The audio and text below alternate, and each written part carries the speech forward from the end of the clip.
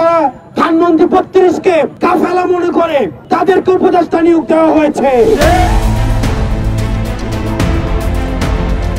শেখ হাসিনার পতন হয়েছে ৩ মাস পার হয়ে গেছে, কিন্তু এখনো আওয়ামী দোসরদের নানাভাবে পুনর্বাসন করা হচ্ছে বলে অভিযোগ করছেন বৈষম্য বিরোধী ছাত্র আন্দোলনের সমন্বয়করা। এছাড়া ছাত্র জনতার আন্দোলনে গ্রামীণ ব্যাংকের ভূমিকা নিয়েও তোলা হয়েছে নানা প্রশ্ন। গ্রামীণ ব্যাংক সংশ্লিষ্ট উপদেষ্টাদের কিসের ভিত্তিতে নিয়োগ দেওয়া হয়েছে এ নিয়েও রয়েছে আলোচনা সমালোচনা, যার প্রতিবাদে আবারও প্রোফাইলের ছবি লাল করার হিড়িক পড়েছে সামাজিক যোগাযোগ মাধ্যম ফেসবুকে। ফেসবুক জুড়ে একের পর এক প্রোফাইল লাল করছেন সমন্বয়ক সহ সোশ্যাল মিডিয়ার অ্যাক্টিভিস্টরা। একই সঙ্গে তারা বলছেন যুদ্ধ এখনো শেষ হয়নি। নতুন করে অন্তর্বর্তী সরকারে আরও ৩ জনকে উপদেষ্টা করা হয়, যাদের মধ্যে রয়েছেন আকিজ গ্রুপের ব্যবস্থাপনা পরিচালক শেখ বশির উদ্দিন ও চলচ্চিত্র নির্মাতা মোস্তফা সরোয়ার ফারুকী। এরপরই শুরু হয় সমালোচনার ঝড়, শুরু হয় প্রোফাইল লাল করার হিড়িক। এরই প্রেক্ষিতে নিজের ফেসবুক প্রোফাইলের ছবি লাল করেছেন বৈষম্য বিরোধী আন্দোলনের অন্যতম সমন্বয়ক হাসনাত আব্দুল্লাহ।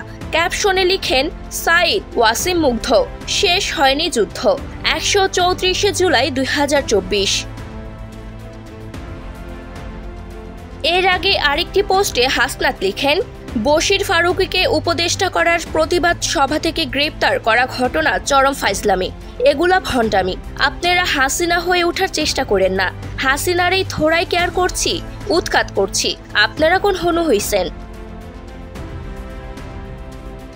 ফেসবুক প্রোফাইল লাল করেছেন কাতার ভিত্তিক সংবাদ মাধ্যম আল জাজিরার অনুসন্ধানী সাংবাদিক জুলকারনাইন সায়েরও। সেই সঙ্গে উপদেষ্টা নিয়োগ সংক্রান্ত বিষয়ে ১১টি প্রশ্নের উত্তরও চেয়েছেন তিনি। সেগুলো হলো, উপদেষ্টাদের কিসের ভিত্তিতে নির্বাচন করা হয় এবং কারা নির্বাচিত করেন? উপদেষ্টারা কি কোনো বিশেষ ব্যক্তির নিয়োগ সুপারিশ করতে পারেন? কিসের ভিত্তিতে সুপারিশ করা হয়? ছাত্র জনতার আন্দোলনের ৩ জন সমন্বয়ক ছাত্রকে কোন যোগ্যতায় উপদেষ্টা নির্বাচন করা হয়েছে?